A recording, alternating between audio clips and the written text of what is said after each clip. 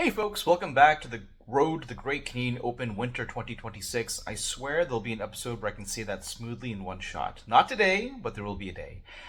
This is my daily painting series on painting an army, essentially. And the idea is to paint 1 hour a day, 1 day at a time, to try and get my Brotherhood Without Banners army painted for January. Mainly the point of this series is to help people who are having trouble painting an army, just showing them what you can get done 1 hour a day, 1 day at a time. That should be I think this will be the motto of the show for sure.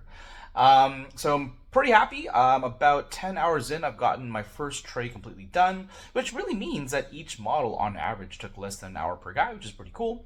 And before I move on to another brick of 12 dudes, I'm going to take a break and paint a palette cleanser, something more fun, which would be a character. This is how I do things for painting song or anything in general. I don't like to paint troops after troops after troops. I like to break it up with different stuff. So I'm painting my character, Tom Seven Strings. I'm going to set my timer for an hour. I suspect that he'll probably get done because it's just putting on base coats with contrast paints. So he is already primed up and dry brushed white. I did that step when I painted the peasants. So I'm really just applying on some base coats. Let's take a look at him before the paint, and we'll take a look after the paint. See you soon. So here we got Tom Seven Strings. He is all primed up with the Wraithbone, dry brushed white lightly. I'm going to stick to the same color scheme with the greens and the yellows and the browns. Now he has some extra details. He's got this lute, for example, or a harp or whatever it is. So I'll try and paint that and not break off too many colors. And yeah, so again, just putting on base coats. He's ready to rock and roll. Let's see what we can do in an hour's time. See you soon. Bye-bye. Okay, so after about 50 minutes, we are done putting all the base coats on Tom Seven Strings. So we pretty much stuck to the normal color scheme that the peasants have. We did Basilicum Gray on the trousers. We did greens and yellows for the top. We did the flesh tone. We did snake white leather for the leather straps. It was pretty annoying painting all the little dagger bits. There's part that are like hilts and parts are sheaths and parts are straps. I just kind of muddled it up with some browns and some grays and some blacks to color it in. I'm not sure what's going on with this axe back here. Like, it looks like it's kind of melting, or maybe it's serrated. I'm going to go with serrated. But yeah, he's pretty much done. So I am going to gloss him, wash him with the mineral oil, or the oil wash, sorry, but I think I'll do that when I do my next unit all in one big batch instead of doing it for just him. So that's him for now. I think with the remaining 10 minutes that I have, I'm going to try and prime up and dust my archers so that they are next on the table. So let's get them going. Hey, and I've got a little treat for you guys. I have a battle report to upload and talk about. So I played a game on TTS, Tabletop Simulator, for those who don't know. It's essentially a program that lets you play games of all sorts online, and the community has come up with an amazing mod for Song of Ice and Fire. So sometimes I play on that, and yeah, I just played a game versus my buddy Jay, very good Canadian player. Went 5-0 at the Canadian Nationals, came in second overall. Underrated, I think, because his ELO doesn't suggest he's as good as he actually is, but he's a great player, Martel, and Free Folk Specialist. So we ended up playing Dance of Dragons, and you can see the lists here. I ended up taking my Barrack list, so I tried Barrack and Kingsman. I had Angui in the Brotherhood Archers. I had Hot Pie in Gold Company Crosswomen. I have a Fortune Seeker in the Brotherhood Store Knights, and my NCUs were Ravella, Thoros, and Varys. So again, I'm trying out this double Sentinel kind of build, where if you attack one thing, either Barrack or the Golden Company Crossman can react to your move. Jay was trying something different as well. He went a little bit easy on me. He's got some really vicious Martel lists. He tried a more experimental list. So he tried Harman Uller and an 8 activation list. So he went with Harman in Dervishes. He took Ariahota for battle plan mostly in the Skyreach Bowman. He had a Spear Lord in the other Skyreach Bowman, and he had High Hermitage Sentinel in Dune Vipers, and he had a Spear Captain in regular Spearmen. His NCUs were Alaria, Dorn Martel, NCU, not Commander, and he had Nymeria. So let's look at deployment. Alrighty, so we got Dance of Dragons, we have deployment. So in the middle, the left objective, I believe, was Sundering. The middle one was throw out a panic token, and the one on the right was shift 3. So I deployed on my left the Sword Knights, I had the Crosswomen, I had Barrack next to them, and then on my far right I had the Archers with Angui. For Jay, on his on the left side of the screen, he's got the he's got the Dervishes of Harmon. Then he's got the Dune Vipers with the High Hermitage behind the wall. He's got Spearmen in the middle, and then his 2 archers on the flanks, Ariahota on the far right. I put down 2 trees, he put down 2 palisades. So I'm really happy that I think I'm kind of popularizing palisades in my local area. Most players when they start put down trees and course piles, which are fine options. I put down a tree first, mainly because I wanted a clear table to kind of advance and charge on him. Because he had double archers, and his archers are absolutely, like, ridiculously strong when they can shoot you without a vulnerable, before you've activated. They get rerolls, and they throw out a vulnerable token. I didn't want to engage in a shooting match. So he put down the palisades to provide him some what's the word? Terrain where I can't go over it. Impassable, that's the word. And I put down the course piles. So, sorry, the weirwood trees. So let's take a look at the end of round 1 and what happened. So I got lucky and I drew the, oh my gosh, what's that card called? 1 second, I'm going to pull it up because I made a list. I drew the Forgotten Fellowship, which allowed me to march. And I marched up the archers right away, and with my first activation, I ended up going first, I destroyed the palisade. I just didn't want him to be able to use that palisade, leverage it to prevent me from charging him. Now, it's a bit of a risk, but I figured if I take the sword first, and let's say he takes the horse to deny me the ability to pull back that unit, I can still take envelope and I can still get cards out of it. They have their own shifting card. So what ended up happening was I'm missing some wounds here. I'm trying to remember why I lost wounds. Oh, yes. Okay, so he drew double Cunning Ploy, and he used them both. And it allowed him to, so you can see his Dune Vipers and his Spearmen stayed put, and his archers pushed forward and got shots onto my units. He focused on my archers, because they only have 6+ saves, and I used Regroup and Reform to remove 4 wounds from the Golden Company Crosswomen onto the archers. I also used, I believe, 1 Ravella token. And at this point in the game, I think I didn't have a chance anyway. Round 1, you typically put down all your NCUs right away. And I had less activations. I do have pass tokens, but they're not real activations. So I wasn't able to use Thoros to heal some more. Though, to be perfectly honest, I didn't read his card carefully, and I didn't know that he could just replace his own and heal 2. I, for some reason, thought he needed tokens to heal. But, you know, I don't think it would have mattered anyhow. I didn't know he double Cunning Ploy, so I would have put Thoros down early anyway, and then I still got shot. So I was pretty nervous because at the end of the round, with 6 wounds left, he could easily take the sword and shoot the archers and kill them. I do have a shift. The only thing that's keeping him back is Barrack. If he shoots the archers, Barrack can surge forward 5 with the Sentinel, and they can give me a charge onto his unit. So I was prepared to lose the archers if it meant that Barrack could crack the Ariahota unit, because if he took the sword, he would take 3 hits from Varys that I had. So that's the end of round 1. Let's see how it looks like at the end of round 2. Score is still 0-0. I've taken some damage, shockingly, at the end of round 1, but that's what happens when your opponent has Cunning Ploy and 2 pairs of archers. End of round 2, we can see that my archers are alive, and things have just kind of shuffled around a little bit. So essentially what happened was I shifted back 3 with the archers, which meant that if he wanted to shoot me, he would have to move forward and get closer to Barrack, and he didn't like that, so he decided to pull back instead. So on the left flank, he also swung the Dune Vipers around. They have the High Hermitage Sentinels, so they can just march and pivot freely, and he was tempted at one point to push forward with Harmon to attack my Golden County crossbows, who were weakened from giving out wounds to Regroup and Reform. But he also realized that my archers and my knights could tag team and maybe kill Harmon. So he pulled back as well, but he didn't touch the objective. In Dance of Dragons, it's often a trap to pick up the objective with infantry melee units, because they become so slow that if you pick them up too early, they don't become impactful during the game. Now, I actually tried, to kill Ariahota. He did take the sword and shoot something at some point, I used Sentinel to get closer. I then charged with Barrack. I didn't draw assault orders, unfortunately, and I didn't get any crits, and I wasn't able to kill the archers. He shot back or something, and I actually failed the panic test, which allowed him to grab the objective off me. And then I swung my knights hard to the right to threaten his archers. I wanted to be in a position where at the start of round 3, when I go first, I have the option to charge the knights into him. It would make for a longer charge because I thought he might shift backwards with that unit on the far right, but Jay actually misread the card and thought that it had to be one other unit. So he shifted the archers next to them instead.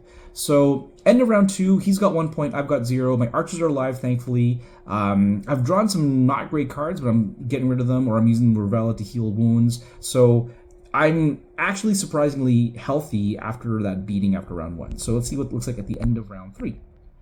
At the end of round 3, I've managed to kill Arihota's unit with Barrack, and now he's slow. Now I do have the shifting card, and he does have Sentinel, so Barrack was still able to kind of maneuver around a little bit, but honestly, Jay was too good of a player. He used his positioning to make sure I couldn't charge him. You can see right here, he's charge blocking me with his own trays. My archers are still healthy-ish. My crossmen are slowly healing. He jumped out hard this turn, and he pushed Harmonuller forward. The Dune Vipers also swung around. Unfortunately, at the end of round 2, he didn't quite position himself properly to pivot and march onto the objective. The palisade was slightly in the way. That was a bit of fortune for me. So the Knights are also in a position where they can attack the Cav. So things are looking not bad. I think it's 1-1 at this point. And yeah, surprisingly, not much has died. He has lost a unit, and I still have 1 pass token, which is pretty clutch. So things just kind of coming around. Unfortunately, now Barrack is kind of slowed, so that is a bit of a problem. So let's see what happens at the end of round 4. All right, end of round 4, and you can see that the positioning of models has, has changed quite a bit. My Knights are now in the middle. He's been shooting them down. He's had rising temp on them, etc., and they've been hurting. Charging is also interesting because if I charge, he gets a set for charge, but I also get Sentinel from Barrack and so on. So basically, I'm trying to keep my Golden Company Crossbowmen alive. They were able to shoot the Dune Vipers twice and bring them down pretty low. And then the Dune Vipers pivoted and marched back onto their home objective. That's why the Knights swung left. Instead of attacking the Spearmen with the Dune Vipers so low at the start of round 5, I mean, I know it says 5, I took a picture at the end of round 4 as we turned the marker over. The Knights had the option to charge the 4 remaining Dune Vipers. Now, the problem is, I know he's got set for charge at this point. He's been cycling his cards pretty hard. I think I was down to 7 wounds, and I'm weakened, and I got rising temp. So it's a really tough position. I was really tempted to take the sword at this point to remove the rising temp. Unfortunately, at the start of round 5, he did play Sand Diplomacy, and he put it on the sword. I still think I took it because I needed this unit to heal. They have a lot of healing with Dauntless and potentially the Fortune Seeker, so I wanted them to be healthy, essentially. So I started the round with the sword. He also started a round, shifted onto the middle. So, I've been slowly eking a small points lead, I think, at this point. It's end of 4. I think it might be 4-2. Something really, really close. And it's he's actually feeling less confident. All the healing I have has made him unsure if he can kill me or not. I'm also activating my units where I don't get punished as much by his archers, so I'm healthier than I thought I would be. Barrack is still out of the game, as you can see. He's pretty far away, and I'm in a tough spot where I'm trying to either kill the Dune Vipers or kill the Spearmen in the middle. And that's the end of round 4. Let's see what happens at the end of round 5. I believe the score is 4-2 or something very close like that. All right, end of round 5. You can see that Harmonuller has made it into the Golden Company. He's juiced up by battle endurance. He's killing a lot of dudes. I've been shooting the Spearmen to try and whittle them down. So I was able to, I've at this point finally drawn some assault orders, but Barrack is just too far away to take advantage of the card.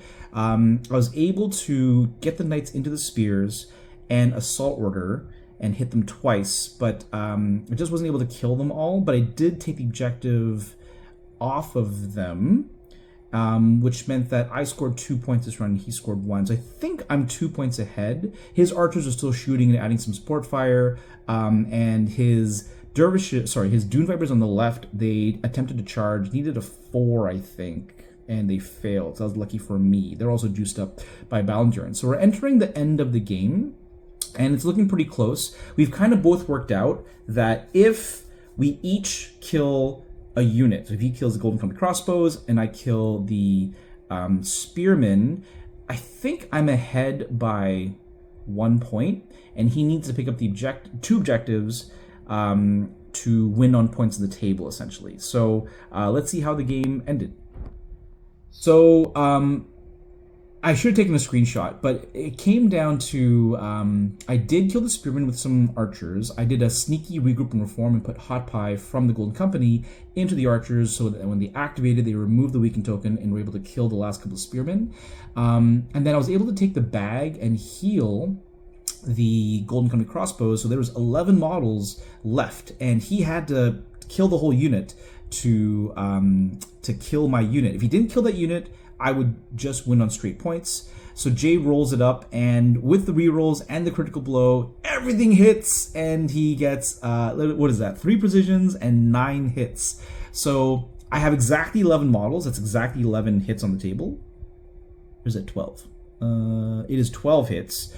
So on 9 dice, I had to roll 2 6s, and I was not able to roll 2 6s, so they died, unfortunately. So at that point, the game's kind of over because he is now 1 point behind me, but he's going to grab 2 objectives. Because the Kingsmen were able to get to the Spearmen, I believe, but because they already had...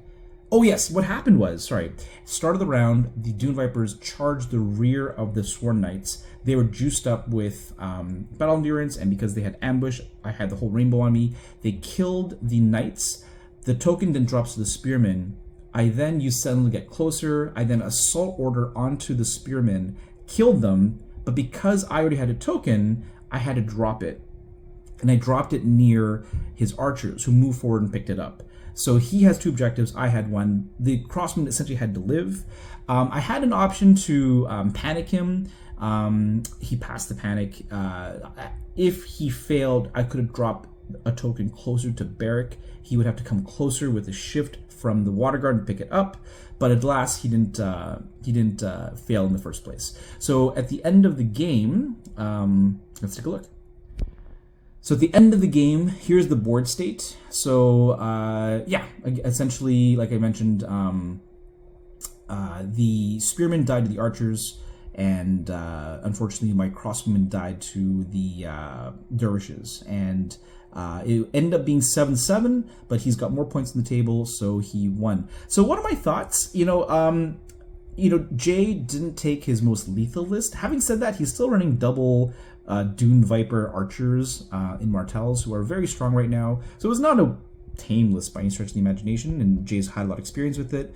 I'm not sure if I like how everything played on my side. Everything worked, but it's one game, so it's really hard to say whether or not one game is enough to decide, if I love my list or not. There was a part of me that thought, those Golden Company crossbowmen could also be Hedge Knights, and I could have double cav.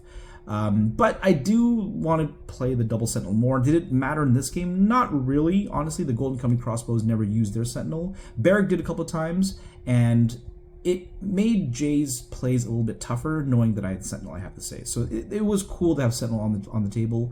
It was a good game. Really can't complain for a first fairing. My NCUs, I gotta say, were pretty great. Ravella was really useful round 1, I gotta say. The fact that he got shots off, I was actually able to use a token round 1, and I think I used all my tokens fairly early, so she was pretty handy. I never got the extra ability of removing a token, but healing 6 wounds by discarding 3 cards was great. I had definitely dead cards that I didn't need. And then Thoros was kind of an MVP. I don't think I kept proper track of how many ranks I killed. At one point I did. I don't think that mattered either. What I'm trying to say is it was easy to lose track of the ranks because every rank you kill is another wound you heal, which could matter. I don't think it mattered in this game at all, but it was really nice. I think actually Jay found him more annoying because he was healing 3-4 guys at a time at certain points. So yeah, his comment was the army has so much healing. He was actually going to give up at one point, he said, because he felt like he couldn't kill anything. That last attack, of course, that last round, he killed 2 things right away. But it's end of the game. He's got battle endurance. He deserves to kill me. Yeah. So first tryout, I think it was a pretty good endeavor. I didn't want to play my cat list into this because it's, I don't know, the peasants. This is maybe a good argument for 5-point units. Every one of Jay's units can kind of fight. Peasants can't really fight. So I just didn't feel confident matching up my 8 versus his 8. And if it was my 8 versus his 7 would have better combat units with better saves. I don't know if peasants would have. I don't know if I had enough power to bring to the table. And the problem with my cat list is that it's less dynamic. There's 1 archer, 1 cavalry unit. Is that right? Yes. Which means that I have 3 infantry, and if he takes his typical sand skirmishing stuff, the infantry are just sitting ducks, so I don't think it would have been good. But I had a really fun time. It was a great game against Jay. It always is. Hopefully you enjoyed that, and stay tuned for more. Have a good day, folks. Till next time. Bye-bye.